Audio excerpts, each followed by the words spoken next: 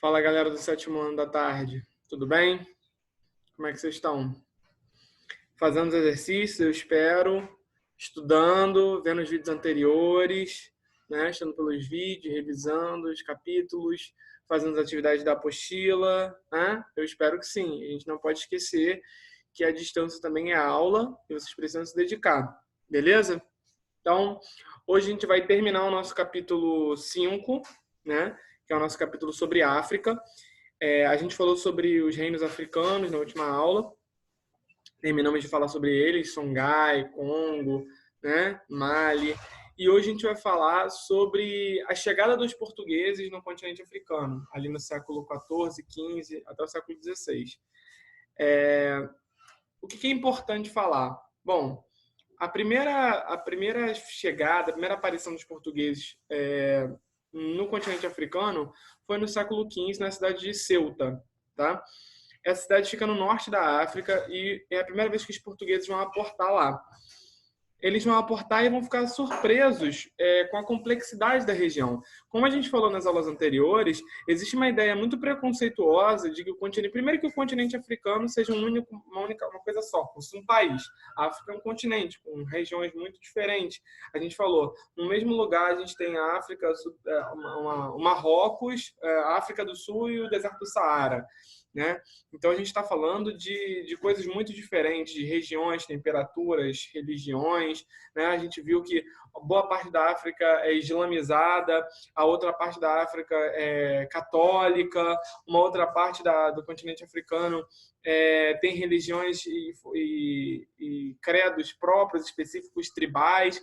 Então, a primeira coisa é entender a África multifacetada, ela é dividida em várias partes, no sentido cultural, no sentido linguístico, no sentido religioso, tá? Então, a primeira coisa que surpreende os portugueses é essa complexidade. Eles acharam que iam chegar lá e iam ter nada. Pelo contrário, chegaram lá e tinha reino, organização, Estado, sociedade, moeda, regime de governo. Ou seja, uma sociedade que a gente chama de sociedade complexa, né? Bom, eles encontraram palácios, estabelecimentos comerciais e mesquitas. Mesquita que é uma espécie de igreja, tá? Mesquita é o templo de quem é da religião muçulmana, do Islã, né? E eles começam a se espantar, porque começam a perceber como o norte da África é, o que a gente já comentava antes, voltado muito para o islamismo por causa da expansão islâmica. A gente já falou disso. Se você não está lembrado muito bem, termina de ver esse vídeo aqui e dá uma olhadinha no vídeo passado, tá bom? O que acontece? Eles passam ali, então, passam a negociar com o continente africano, né? Ali com a região de Celta, e dominam mais tarde a região de Celta. E eles vão passar por essa parte mais rica e urbanizada e vão começar a estabelecer comércios. Para outras cidades que eles vão conquistando aos poucos, menores, a gente pode falar a Ilha da Madeira, que hoje pertence a Portugal, e os Açores, né? Os Açores. Regiões que vão ser integradas ao Império Português ali em 1444, ou seja, século XV. Por que essas regiões, essas ilhas pequenas são importantes? Essas pequenas cidades na costa norte da África são importantes? Porque a gente precisa entender que é nesse momento que está acontecendo a expansão marítima. Então, os portugueses estão tentando chegar às Índias, ao Oriente, né? E a forma que eles estão tentando estabelecer isso é fazendo o quê? Contornando a costa africana. É o périplo africano. Eles querem chegar até as Índias, né? E para chegar até o Oriente, eles vão contornar o continente africano inteiro. É a estratégia dos portugueses.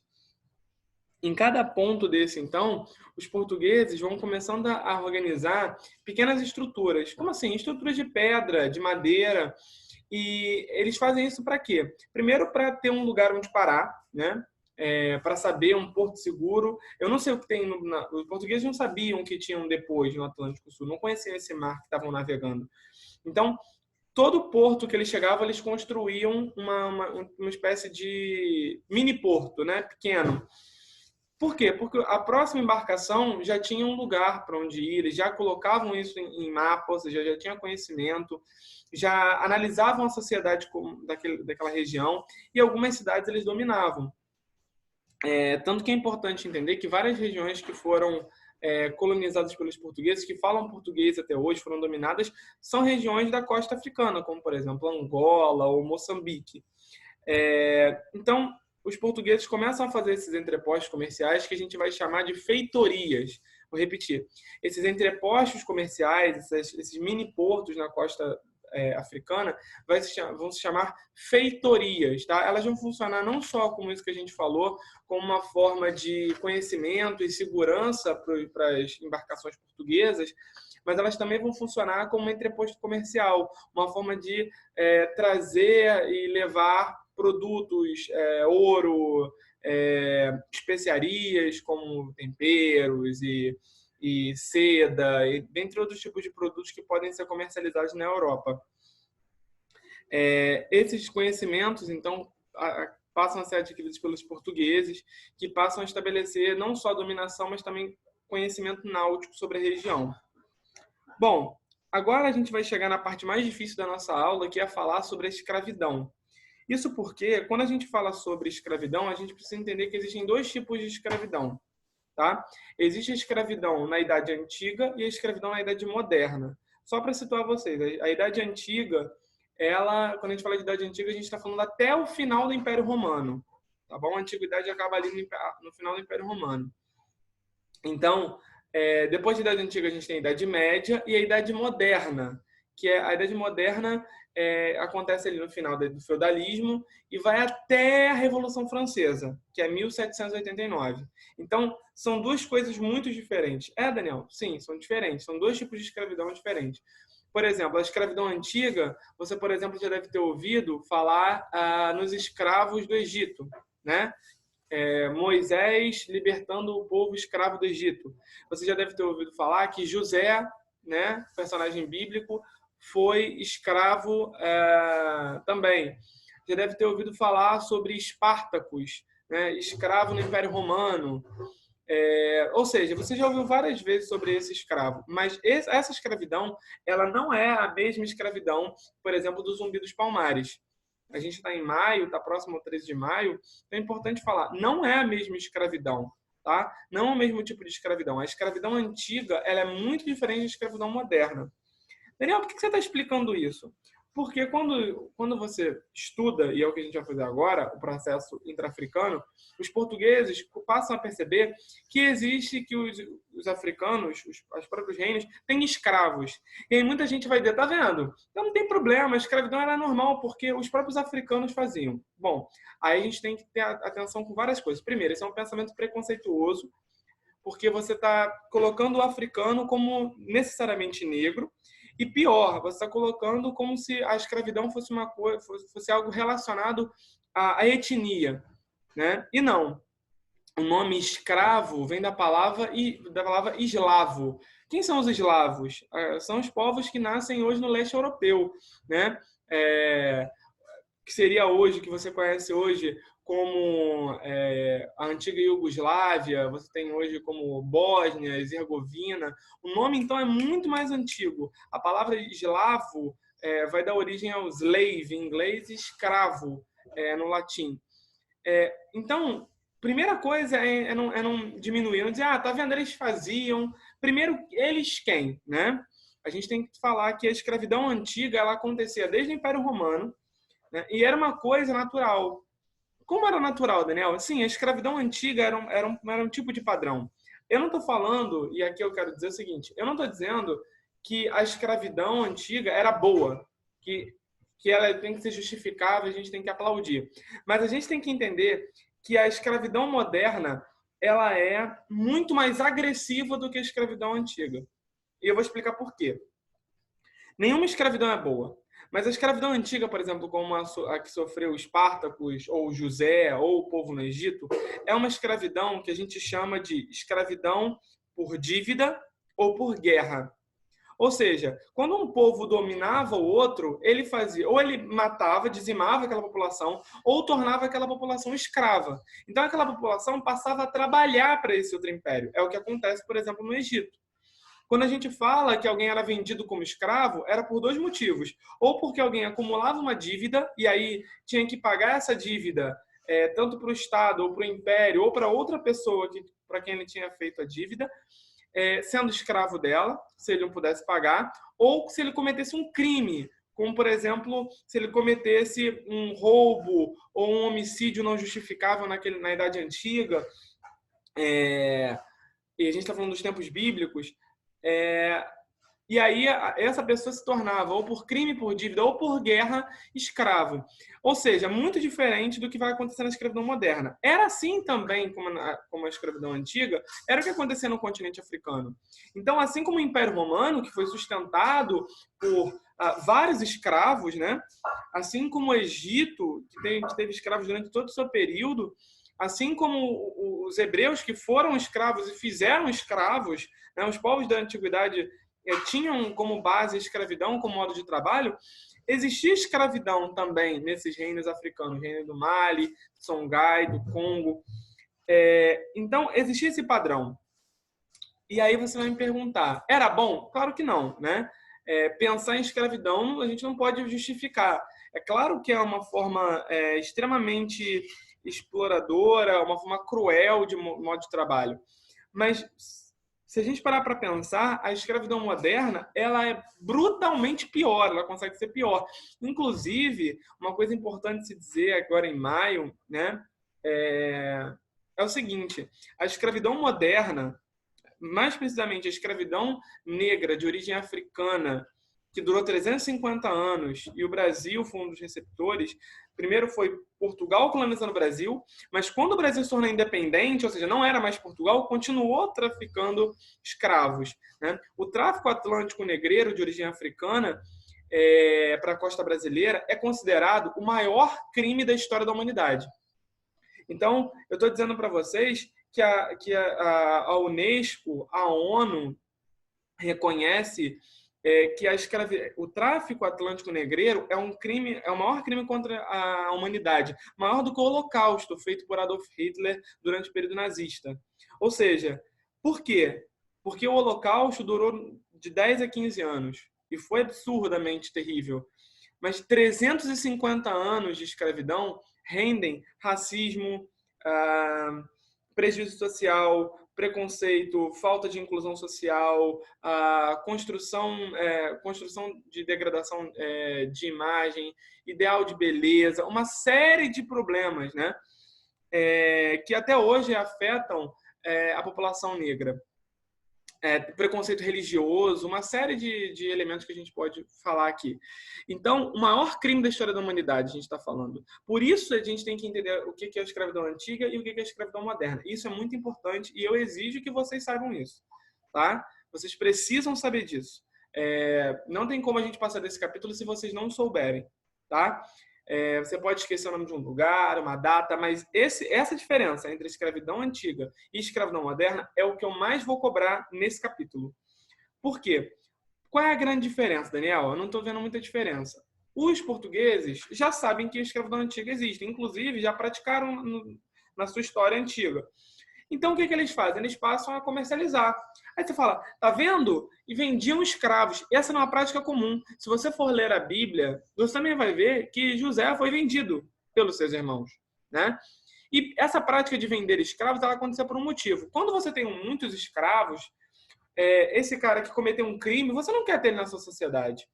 Né? E outra coisa, ter muitos escravos pode gerar uma rebelião de escravos tentando fugir ou tentando cometer um crime ou tomar o poder, se for uma escravidão por guerra, como aconteceu a revolta de Espartacus, né? Que não teve sucesso, mas que tentou tomar o poder, tentou fugir, tentou acabar com o Império Romano de certa forma. Então não é interessante ter escravos, porque não é interessante nem ter inimigo organizado e também não ter assassino, né?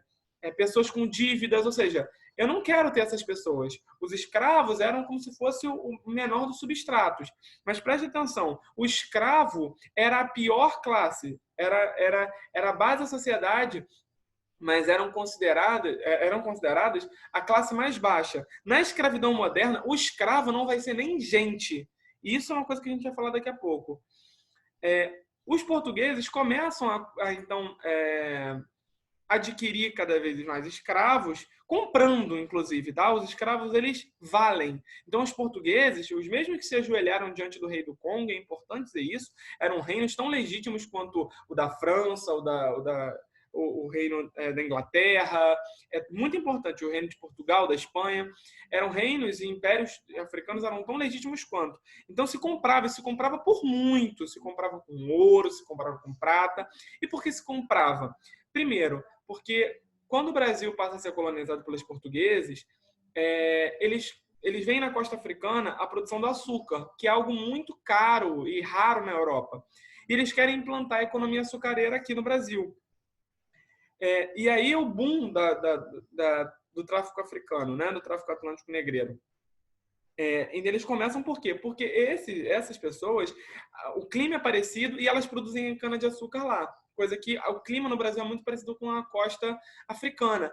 Então, eles começam a trazer esses escravos especificamente, porque esses escravos sabem fazer o processo de extração do açúcar da cana-de-açúcar, sabem como é que funciona o cuidado com a cana-de-açúcar, a extração, o melaço, ou seja, é uma questão de trabalho e de produção. Mas o que o português um pouco vai percebendo ali no século XV, século XVI? Ele vai percebendo, e principalmente no século XVII, quando é o grande estouro do tráfico atlântico negreiro, ele vai começando, ao invés de ele comprar os escravos, ele fala o seguinte: ele percebe que essa ideia de comprar e vender escravos, ela rende mais dinheiro do que o próprio trabalho do escravo. Eu vou repetir. Ele percebe que essa compra e venda de escravos, trazer, levar, comprar, trazer, levar, porque os escravos eram vendidos aqui no Brasil. Essa ideia de vender escravos, ela começa a ser mais rentável do que o próprio trabalho. Então, não era assim, antes eu comprava um escravo, era negociado, e aí o escravo ele produzia. Mas o que passa a acontecer? O escravo passa a valer mais pelo que ele é. Ou seja, eu não estou vendendo mais aquilo que ele pode trabalhar. Você entende? Eu estou vendendo agora a própria possibilidade de ter um escravo. O escravo ele passa a deixar de ser gente. Ele deixa de ser gente. Passa a ser vendido como objeto. É a lógica do escravo coisa. Então, o escravo ele passa a ser uma espécie de propriedade. Ele se torna uma propriedade, como um carro, né? Como uma casa. Ou seja, o que o português acabou fazendo? O que a escravidão moderna? Ela desumaniza o escravo, tá? E ela tira toda a humanidade dele, de forma geral, assim, desumanizar em todos os sentidos. Ela vai vender ele como produto. E é isso que vai gerar uma renda. Não é nem a produção. Além dele produzir e sustentar a base econômica, ele ainda vai ser vendido e revendido. Então, ele também é a coisa. Ele também é produto. Ele vira o lucro vem da compra e venda do escravo. E o português, percebendo isso, para de comprar escravos, sabe o que ele faz? Ele começa a sequestrar pessoas. Porque no território brasileiro ou no território dominado pelo Império Português, quem vai dizer quem é o quê e quem é quem? Né? E começa um saque e sequestro. Então, assim, o que eram antes escravos vendidos passam a ser pessoas, cidadãos, a sociedade, ou seja, o que começa a acontecer, na verdade, é um sequestro coletivo de qualquer africano, né? E esses africanos são ditos escravos por simplesmente serem negros ou terem uma língua distinta da língua europeia. Ninguém vai saber, os colonos não vão distinguir. Pelo contrário, o que vai se fazer é dizer que se está no continente africano, não se é humano. As pessoas vão dizer que os negros de origem africana não têm alma. Inclusive, a própria igreja, o próprio cristianismo à época, vai justificar essa ideia de que os escravos não têm alma. Os índios, eles têm alma, né? Vão ser feitos de escravos, mas os índios são puros, né? Agora, o escravo negro de origem africana vai ser desalmado. Ou seja, você consegue entender que existe uma lógica muito diferente da escravidão antiga, onde o escravo era conquistado por guerra ou por crime. E mesmo assim, apesar dele ser a base da sociedade, fazer os serviços que ninguém quer fazer, ele era gente. Agora, o escravo negro de origem africana no Brasil, ele vira o próprio produto, ele vira fruto do sequestro. Reis e rainhas vieram para o Brasil. Né? Se a gente analisar alguns casos, existem revoltas negras e escravas no Brasil que vão ser de tradutores que falam 6 línguas. Tem um caso de um escravo no Brasil que falava latim ela tinha culto melhor que os portugueses, porque os portugueses não conheciam, porque no reino de Songhai ele era tradutor. Então a gente está falando de sequestro. Reis, príncipes, tradutores, funcionários de Estado. As pessoas passam a ser sequestradas e levadas para cá como escravo, né? Reinos diferentes, inimigos no mesmo lugar. Diversas pessoas morreram durante esse processo porque o navio negreiro era um lugar degradável. A gente está falando da maior parte, na verdade, morria na transição, sem falar das doenças que eram transmitidas, a falta de higiene absurda, a forma como eram tratadas, o chicote, a chibata, a tortura, a desumanização, e nem a consideração, quer dizer, não é nem a classe mais baixa que vai trabalhar, a não gente, né? O escravo ele não faz parte da categoria ser humano no Brasil. Isso é muito importante, tá? Eu vou ler, inclusive, a gente falou sobre o Manicongo, que era o rei do como é chamado o Mani, né? O Manicongo, que é o Afonso, que é o filho do João I, primeiro Manicongo. Lembra que a gente falou isso na aula passada? Que ele se confunde um pouco, se converteu ao catolicismo para poder fazer negócio com os europeus. Ele vai protestar contra essas práticas. Ele vai dizer o seguinte, olha a carta dele aqui. Os comerciantes estão sequestrando o nosso povo dia após dia. Filhos deste país, filhos de nossos nobres e vassalos, mesmo as pessoas de nossa própria família. Essa corrupção e depravação estão tão generalizadas que a nossa terra é inteiramente despovoada. Precisamos neste reino só de sacerdotes e professores, e nenhuma mercadoria. A menos que seja vinho e farinha para este santo sacramento. É nosso desejo que este reino não seja um lugar para o comércio ou transporte de escravos. Em outra carta ele vai dizer o seguinte... O sequestro de cobiça da mercadoria portuguesa é tanta que levam os nossos domínios a satisfazer o apetite desordenado, que apreende nossos súditos, negros livres, cidadãos, reis, tradutores, e logo que são levados pelos homens brancos, são imediatamente postos a ferros e marcados a fogo. E quando eles são levados para o embarque, se forem apanhados por nossos guardas, os brancos alegam que eles o compraram, mas eles não podem dizer de quem. Quer dizer, a escravidão moderna, ela transforma, basicamente isso, ela transforma em mercadoria. O escravo vira uma mercadoria. Ele deixa de ser a força de trabalho e passa a ser ele a mercadoria. Então essa é a grande diferença. E é por isso que a escravidão moderna é considerada o maior crime contra a humanidade, o maior crime da história da humanidade, né? Galerinha, a gente vai encerrar, a gente acaba o nosso capítulo por aqui, tá? Eu vou passar mais exercícios para a gente finalizar o nosso capítulo. Eu peço que vocês estejam fazendo de verdade os exercícios, porque é responsabilidade de vocês, tá? É minha responsabilidade passar, a gente está passando um momento difícil, mas vocês precisam fazer. Eu estou contando com a responsabilidade de vocês, tá? E com a maturidade também. Na próxima aula a gente vai falar de Oriente, então a gente vai falar sobre Índia, China e Japão, vamos começar a entrar nesse processo da formação dos impérios, da região, dos gigantes do Oriente, né? Principalmente Índia e China. Mas antes eu vou passar os exercícios então. Exercícios da página 16 do capítulo 5, 1, 2 e 3. Na página 17, exercício número 1 e 2. Na página 18, os exercícios números 3, 4 e 5 e 6, perdão. 3, 4, 5 e 6 da página 18. Então, página 16, 17 e 18, para finalizar o nosso capítulo. Beleza? Conto com a colaboração de vocês e o empenho de vocês. Tá? Um forte abraço. Qualquer dúvida, vejam os outros vídeos, reveja esse aqui, deem uma olhada no capítulo de vocês. Show? Estamos juntos, seguimos juntos, mas eu preciso contar com a colaboração de vocês, tá? E o empenho também. Abraço.